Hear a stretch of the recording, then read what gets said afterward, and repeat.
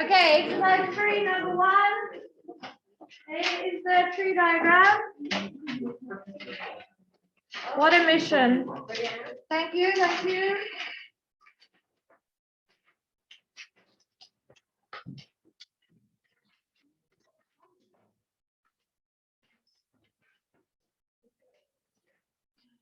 Okay, so plain cone or chocolate cone.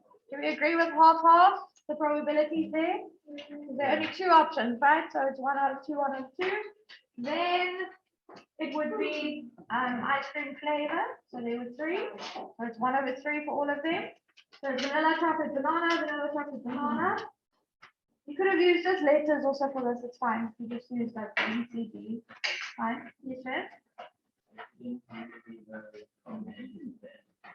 You would lose a mark. Yeah, they give a mark for the final outcomes. Okay, then, yeah. Then nuts, chocolate sprinkles, Smarties, all the way down.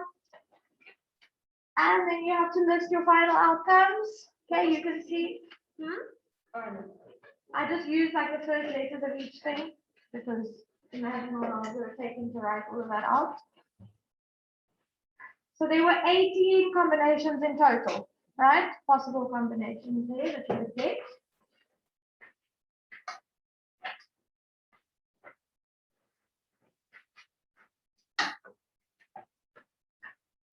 How could you have worked that out if they asked how many possible combinations there are without actually drawing a tree diagram? Does anyone have any ideas? Okay. You would multiply the number of combinations or number of possibilities, right? So you would take 2 for the cone, so that's 2, times 3 different types of chocolate. Not chocolate, ice cream. Sorry, my mind is like doing this today. Okay, 2, sure. And it's only Tuesday. Oh, okay. 2 times 3 is 6, right? And then how many options are there for the toppings? Also 3. So then you would times that by 3 again. So 2 times 3 times 3, that would give you 18. Which is the total number of combinations at the end. All right. They didn't ask that. That would just be a short if they asked it. Okay, 1.1, they asked how many combinations of Smarties as a topping, and there are 6, right? If you count them. 1, 2, 3, 4, 5, 6. Sorry, it's there at the bottom. You could have just written 6. I just wrote the whole thing out so that I could remember what the question was. Okay, 1.2, how many? I think one person was a Tandy or someone doesn't like chocolate. So they asked how many combinations would she have to choose from if she doesn't like chocolate. So now obviously you need to take away all of these ones with the chocolate cone, because if she doesn't like chocolate, she's not going to want a chocolate cone. So you would just be choosing from these ones with the plain cone, but also none of them with the chocolate ice cream. And then from here, also none of them with the chocolate sprinkles. Yes. Oh, yeah, I suppose. Eh? What will think of that? Smarties. Yeah, I hear what you're saying. Yes, it actually is, but I think they would have to probably be specific. We couldn't really, we couldn't really take off a mark if you did that. Yeah, that is true. Yes. How many is that? So then it's just 1, 2, 3. So then it's only 3. I don't even know. Then it's only 2. I don't know. To be honest. Okay, now 1.3. This was now a different type of question from what you're used to, because the fact that they said given that over here. Now, I don't remember, or I don't know if you remember in grade 9, when you first started doing tree diagrams, right? When you just did like, okay, you're flipping a coin, so it's heads or tails, and then you're flipping another coin, so it's heads or tails again, heads or tails again. Then they would ask, for example, what is the probability of getting 2 heads? Then you would say, oh, there's 4 final outcomes, and one of them is heads and heads, so it would be 1 out of 4. So it would be 1 out of 4, all right? Now, the reason why we did that, why you could just count from the final list how many of 18, for example, the reason why you could do that is because each of them in those like grade 9 examples had the same final outcomes. all right, which we actually have in this case. If you look at all of these, in order to get the probability of the final outcome at the end, you would say a half times a third times a third for every single one of them, right? Half times a third times a third, half times a third times a third. So all of these final outcomes have the same probability. So now if they're asking us, what is the probability that she will choose a combination with chocolate sprinkles, given that she won't choose nuts? Right now, guys, there are 18 final outcomes in total, but is she going to choose one with nuts if she's allergic to them? No. So does she actually still have 18 final outcomes to choose from if she's not going to choose nuts at all? No. Hey, so she's definitely not going to choose this one. She's not going to choose that one. She's not going to choose that one. So we are actually taking out some of the final outcomes, because if she's allergic to nuts, she's not going to choose one with nuts. So in fact, there are 18 possibilities, but for her, because she's allergic to nuts, there are actually only 12. Did I take away all of them now? 1, 2, 3, 4, 5, 6. Yes. So now, guys, how many of those actually have chocolate sprinkles as a topping? How many of the 12? 1, 2, 3, 4, 5, 6. So how many, or what is then the probability that she's going to choose an ice cream with chocolate sprinkles if she's allergic to nuts? 6 out of 12. Okay, so that's a strange question. Please write this down. No, they won't actually, because the given that thing isn't in the circle. Doesn't make sense though. Okay.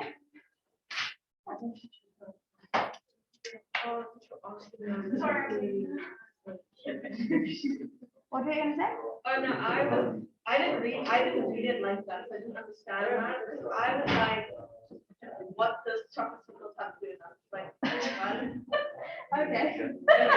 Thanks for sharing. All right. Is that fine, guys? All right, number 2. Number 2, there we go. The classic marbles in a bag scenario. Yes. They said in number 2, before they said 2.1, they said draw a tree diagram. But guys, remember, these ones you also can actually do without drawing a tree diagram. We practiced those at the beginning of the section, right? So just as they ask you to draw one, that you would have to do so. Then 2.1 was a very long-winded kind of thing, because they said explain. So there's my explanation. They ask you to explain why. And if they just say explain, they actually want a thing in words, all right? If they say justify with a mathematical working or statement or something, then you can do some calculations. So they asked, why is drawing a blue marble and then another blue marble not independent? Why are those two events not independent? So when you are drawing the first marble, there are 6 blue out of 20 in total. So the probability would be 6 out of 20. Then, of course, whether you've drawn a blue marble in the first draw actually has an influence on what the second probabilities would be. So if the first marble drawn is blue, then there are 5 blue out of 19 in total. So the probability of the second marble being blue is 5 over 19. But if the first marble was not blue, then it's going to be 6 over 19. All right, so whether your first marble is blue actually does have an influence and effect on what the second probability will be.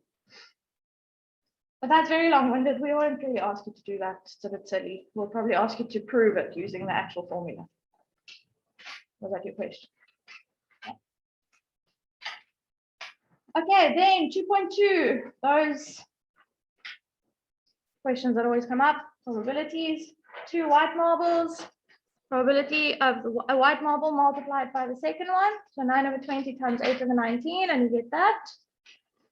Probability of 2 blue marbles, so first blue multiplied by second blue, and you get that. Then for 2.2.3, they said a blue and a red marble in no particular order, right? They didn't specify first blue, then red. They just said a blue and a red marble. So it would have to be both of them added together, which gives you 3 over 19. And then 2.2.4, the probability that, I think they said something that neither of the marbles are red or something. All right, so it's basically just all the ones that don't have any red marbles added together. So you get 21/38 from that. Mia, why do you have so confused? Because I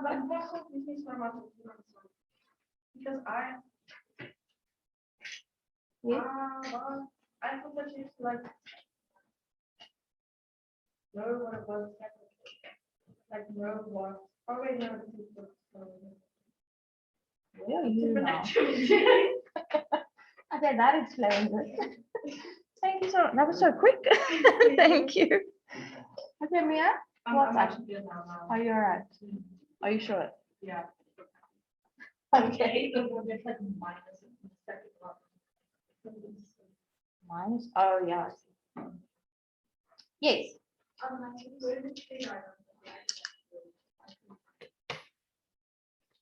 All right, and then you had to do 2 questions from the revision exercise, 4 and 7. So we're going to mark those next. And then we are done with probability, guys. Yes.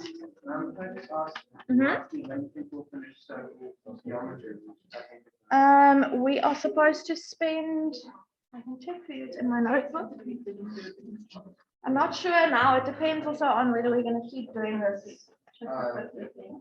But according to our original plan, we are supposed to go until the 2nd of September. Third. Yeah, so the test is supposed to read. The test is supposed to read the day after we finish. We'll see. All right, revision number 4. There we go. Thank you, Mark, please, quickly. So the stuff in blue, those are the values that weren't in the table at first, but it's fine, it doesn't matter. All right, so you had to fill all those values in. So I think I got the 20 in the total first, because it's 50 minus 30. And then I probably worked back to get that 10. It doesn't really matter what order you do these in, as long as you work them all out.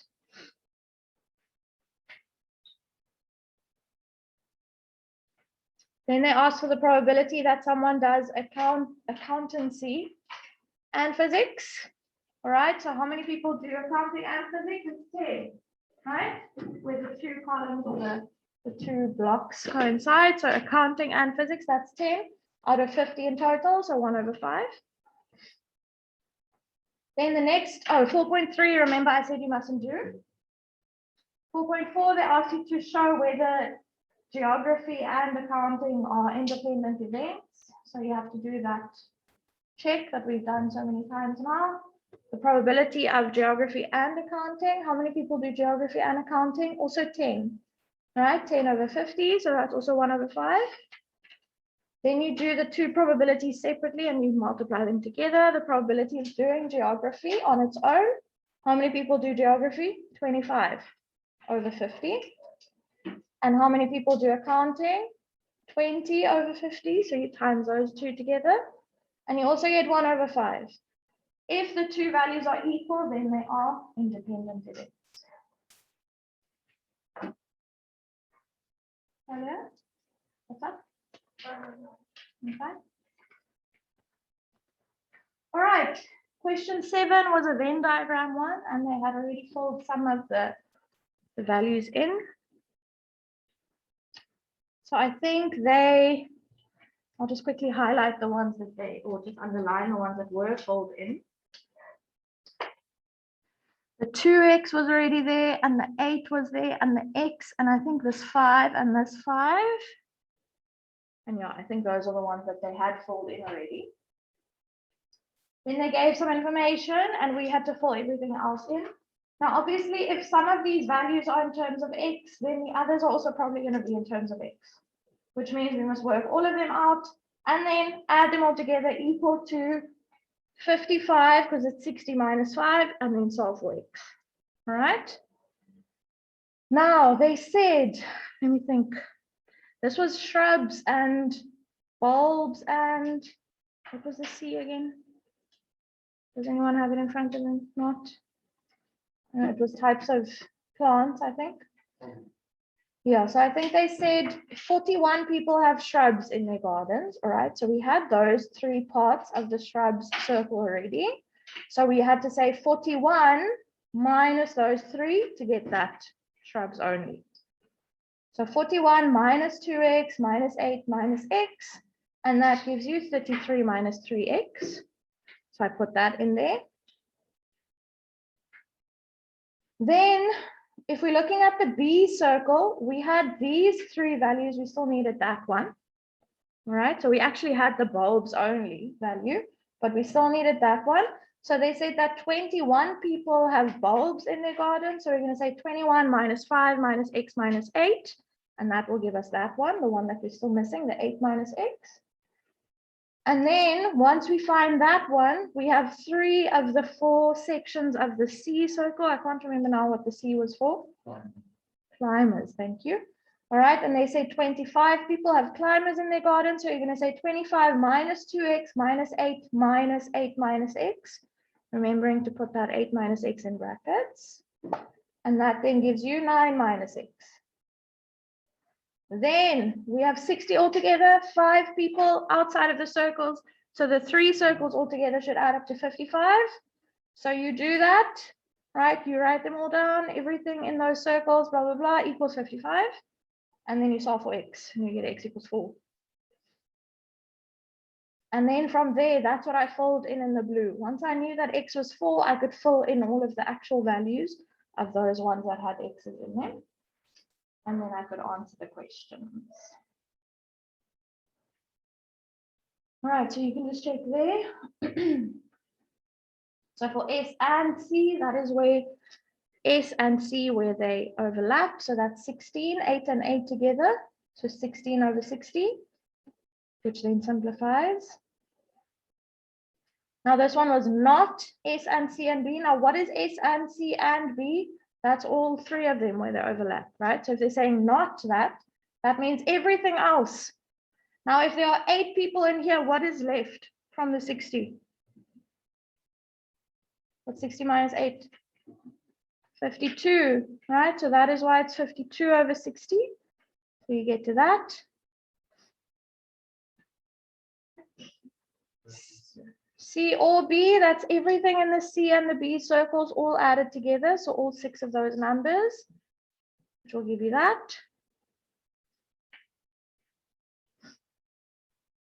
Now this one is interesting. S, which is that circle, or not C. Now if we're just looking at the S circle, right? Obviously the S circle is overlapping with the C circle. So now they're saying S, but not C. So does it make sense that it's just those 2? Right? So 25 out of 60. And then 7.2.5, not S or C or B. Now guys, S or C or B, that's everything in all 3 of these circles. But now they're saying not that. So that's obviously just those 5 people. All right, so 5 over 60. This is quite a nice test type question because they've kind of started the the Venn diagram off for you by putting some stuff in terms of X. That's almost leading you in the direction that you need to use X's. All right. And the question in 7.1 was actually determine the value of X. Where sometimes they just give you information and you must just know that you must make something equal to X and then solve it and then start answering questions. All right. So if you didn't do number 7, it is a nice one to do again. All right, and I have the answers there. Okay, are we ready for circles? Yeah. Yes.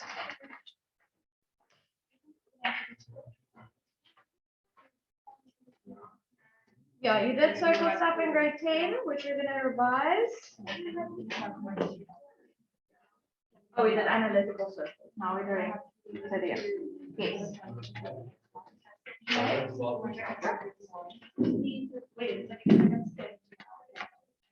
Okay.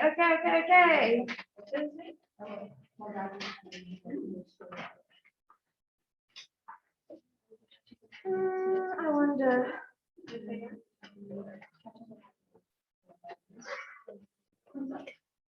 All right, guys, let me just quickly show you here what is on Google Classroom.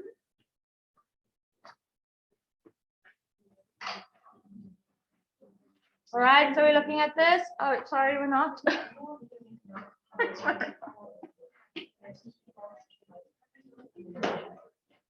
All right, let's focus, please, guys. Thank you.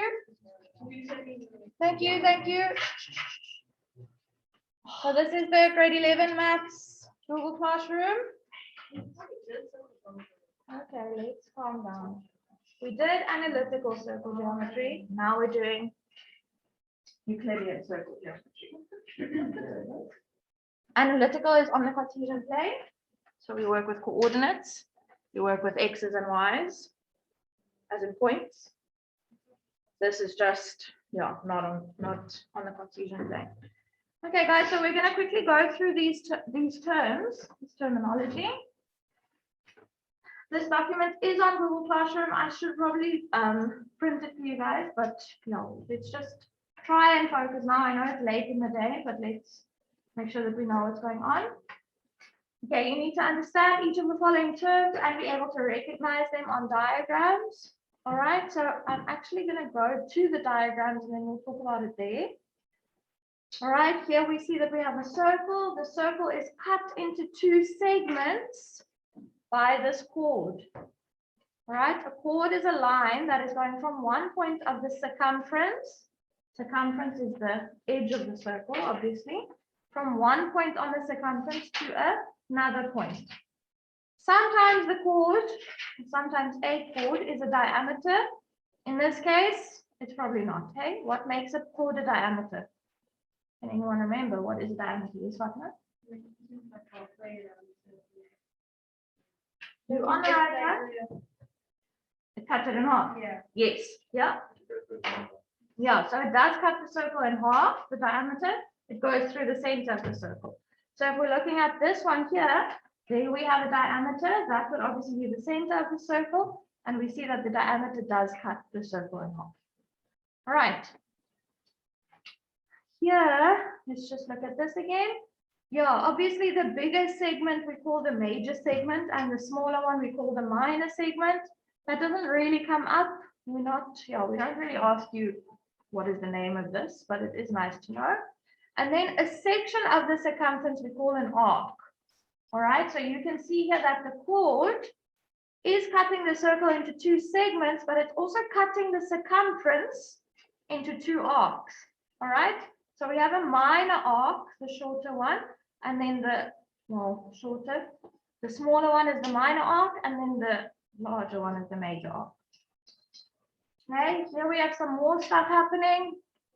We have a diameter, which goes from one point on the circumference through the center of the circle to another point on the circumference. That's the diameter. Here we have a radius. A radius is going from the center to a point on the circumference. And we know that the radius is half the length of the diameter always. Right? Did we know that? Also, if I were to draw a radius there and a radius there and another radius there, they would all have the same length.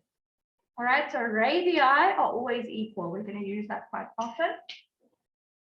Here we have a sector. So do we notice the difference between a segment and a sector? A sector is like a pizza slice, basically. All right, and a segment is just something that's cut with a chord. I don't know what kind of thing do you cut like this? An orange or what? An apple maybe. All right, but a sector looks like a pizza slice. Then you haven't actually worked with tangents in Euclidean geometry. We did work with it in analytical geometry. Do we remember that a tangent is a line that cuts a circle? Are we listening? At only one point. I'm going to say that again. A tangent is a line that cuts a circle at only one point, and that point we call the point of contact. Right. A secant is a line that goes through a circle. So a chord is a line that stops on the circumference. It doesn't go past the circumference. A secant is basically a chord that goes past the circumference. Does that make sense? Right? Now, this whole subtending business, I don't know if you remember this from last year, but people usually have issues with understanding what the word subtend means. So let's just see what they've said in this list. To subtend means to support in circle geometry. An angle at the circumference or at the center of the circle is subtended by a chord or an arc. It basically means that it's being created, being formed, I suppose. So if we're looking at this picture here, can we notice that we have a purple arc here? Purple, pink, all right? Now this arc has two end points, points D and E. If you draw a line going from D, from the one end point of the arc, and from the other end point of the arc, where those two lines meet, an angle is being subtended, being formed, right? Does that make sense? So we say that DE is subtending that angle there. Lines from the end points of that arc are forming an angle. All right, you will get used to it. We're going to use it a lot. But that we're saying angle at the center, because that red point there is the center of the circle, subtended by arc ED. Now guys, we could have drawn a chord in here as well. Hey, if I just connected D and E like that, it would have been a chord. And then the chord also would have subtended that same angle. All right, so an angle can be subtended by a chord or an arc. It doesn't actually matter. If we are looking at this blue chord here, EF, do we notice that a line from the one end point and a line from the other end point, they meet at point B, and where they meet, they are forming an angle. So we say that EF subtends that angle at B. Right? It literally means forms. It's just a specific term for circle geometry, isn't it? Yes, so either from a chord or an arc. Yeah. All right. Then if we look at CF, do we notice that it goes through the center of the circle? So this is actually diameter, right? But a line from the one endpoint from C and a line from the other endpoint from F, they are meeting at A. And where they meet, they're forming, subtending an angle. All right. So angle at the circumference, this angle A, is subtended by the diameter. Can you guys remember what size this angle is going to be? 90 degrees, right? That's something you learned last year. If a diameter is subtending an angle at the circumference, it's always 90 degrees. Okay, we will go over that now again. Does that make sense, guys? It's basically two lines from the endpoints are meeting, and then where they meet, they subtend an angle. Do we also remember something about the angle at the center versus the angle at the circumference? The angle at the center is always double the one at the circumference. Okay, let's look at that. So these are the three theorems and the four corollaries. Don't be put off by that word. It just means it's a result. It comes from a theorem that you need to know and be able to use. All right, I've put the correct words or the correct reasons here as well. So guys, I think I will print this for you for our next lesson, then you can stick it into your books. Okay, but let's just go over it here. So these are the different theorems. You are going to practice them now. We have some worksheets for you here. So the first one, a line drawn from the center of a circle. So there we have the center, perpendicular to a chord, bisects the chord. Does that ring a bell? So if you have a line from the center of a circle and it is drawn so that it's perpendicular to a chord, and that can be anywhere, hey, it could be here at the top, it could be across, wherever, then that line will cut the chord in half. What does that mean if it's cutting it in half? That part is equal to that part over there. Right? Did you do this last time? Okay. Then this one is actually the converse of this one. So let's just go over this first one again. It's saying if you have a line from the center perpendicular to the chord, it cuts the chord in half. This one is saying if you have a line from the center that cuts the chord in half, that line is perpendicular. Right? Do we see that these two are just kind of swapped around? Okay, so I'm going to read through the second one here again. A line drawn from the center of a circle to the midpoint of a chord Now, if it's going to the midpoint of the chord, then it's cutting the chord in half, right? Does that make sense? Going to the midpoint of the chord, then it is perpendicular to the chord. All right, we will practice these two theorems. They only come up in very specific cases, all right? Not very often, but we will practice them, don't worry. This one is what you were talking about now. The angle subtended by an arc. So in this case, it's subtended by the arc or a chord, because you could just draw a chord in there, all right? And it would do the same thing. At the center of a circle is 2 times double the size of an angle subtended at the circumference by that same arc. So say they told us that this is 10 degrees, then we must know that that is going to be 20. Or if they told us that this angle at the center is 100 degrees, then we need to know the angle at the circumference is 50. Okay. Sure. Do we need to get up and do a little shake, okay, to wake up a bit? No, not yet, not yet. All right, yes. It's just one day. Let's not get into that now. Okay. The poor grade 10s, I think, have maths 3 times a week at the end of the day. So we have like 2 times. All right, thank you. Let's regain focus. Let's get going. This is the one we just spoke about. Thank you. Thank you. Here we have a diameter, and the diameter always subtends a 90-degree angle at the circumference. All right, the angle subtended by a diameter at the circumference of a circle is equal to 90 degrees. It will always be like that. The reason for that is angle in a semicircle. I usually just say angle in semicircle. I don't put the there, but I mean, whatever, it's fine. All right, next one. Angles at the circumference that are subtended by the same arc or the same chord are equal. So if we're looking at these 2 angles here that we've put y's there to show that they're equal, but do we see that they are both subtended by this arc at the bottom? Right? Do you see the arc that I'm indicating there? You need to at least be looking at the screen in order to see that, please. All right, this arc over here, we have a line from that endpoint and a line from that endpoint, and they meet there and they form, they subtend angle y. But we also have lines from the 2 endpoints meeting over there and subtending that angle. Now this theorem or this corollary is saying, if 2 angles, it can be 3 angles, it can be 5 angles, all right? If they are all at the circumference and they're subtended by the same arc or the same chord, they will be equal. The reason for that is angles in, again, I just say angles in same segment normally. I don't usually put the there. So angles in same segment. Right? You did that one last year. Does that sound familiar? Some people call it the bow tie theorem because it often looks like bow tie, but it won't always. All right, but that's a way of remembering it. Then this next one is similar, not exactly the same, but if you have 2 different chords, right? It's not the same chord, but they're actually equal in length. They also subtend the same angles at the circumference. All right, so do we see that this chord is equal to that one? So they subtend the same angles.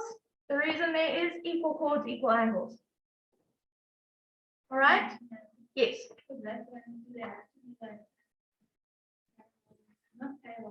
No, they don't have to. They can even like overlap as well. Okay, they don't have to be. Yeah, it does kind of look like these 2 are parallel, but they don't have to be. All right, then here we see the same thing, but here they are both subtended at the center.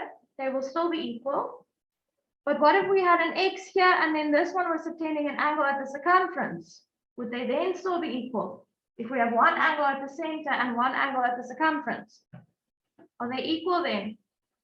The one at the circumference is always half the one at the center. The one at the center is always double the one at the circumference. So if we had an X there and we had one at the center, it would have to be 2x. Okay. But you would use the same reason, and then you would say angle at center. And yeah? Yeah. No, I meant, do you have a question? Is what I meant. Okay. Okay, we're not going to go over these proofs now, guys. You were supposed to do 2 proofs last year. We will do them again, but they've actually snuck in a 3rd one now. and you're going to learn 2 new ones in grade 11. So by the end of this section, you need to know 5 groups. Okay, but they are all typed up for you. There we go. We're going to look at them.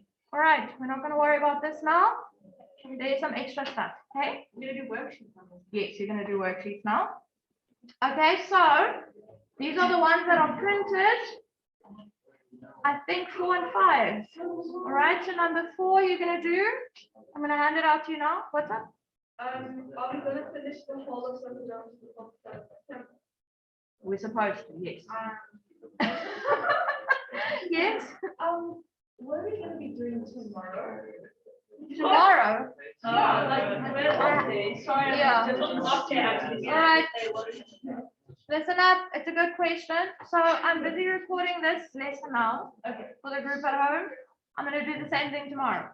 So guys, tomorrow I'm going to put the video on the 0 rated survey. You must go check there to see what I did with the other group. Unfortunately, we don't have time for me to double teach. All right, so I can't give you your home days off. So you are going to have to do some work. It will probably be more revision. Okay, I'm not going to go into the new grade 11 stuff tomorrow with the other group because tomorrow I just see them for half an hour. Okay, so we'll just be looking at some of these worksheets, but please watch it so that you are with whatever we're doing. Okay, I'm going to hand this out now. Document 4 you're going to do, and document 5. Oh, for homework today. Well, you're going to work on it now, then we'll see how far you get. Okay.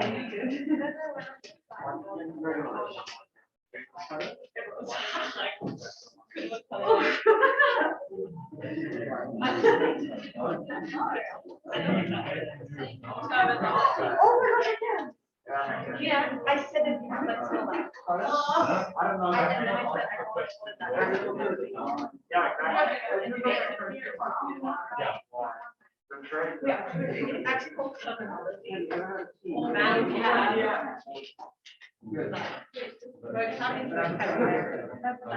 This is coming on the team. All right, get going. Thank you. Document 4 you're working on. Yes. Let